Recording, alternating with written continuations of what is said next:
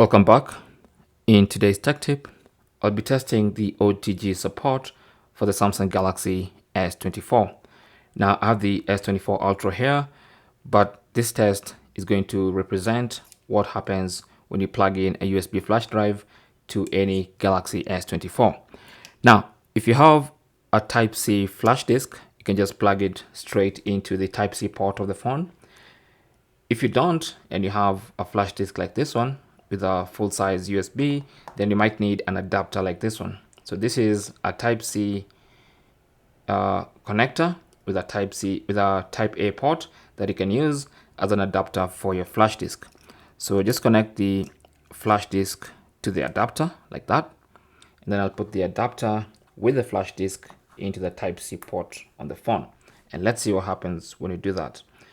So immediately you can see right here the USB device has been detected. So let's try and open the notifications panel.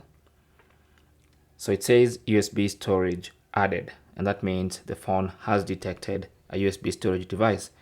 You can also go to the Files app, or rather My Files. So just go to the Samsung folder, open the My Files, which is the default file manager, and under the storage category you have internal storage, which is the internal storage of the phone, and then we have USB storage 1, which is this USB device here.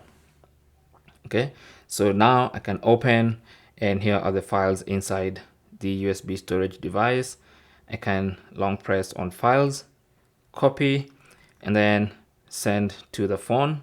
Let's try and put it in this folder, paste here, and as you can see, it's copying. Now I don't want to proceed with copying, but you can see it works. OTG support is a go. It works perfectly on the Samsung Galaxy S24. Thanks for watching. Comments and questions down below, and good luck.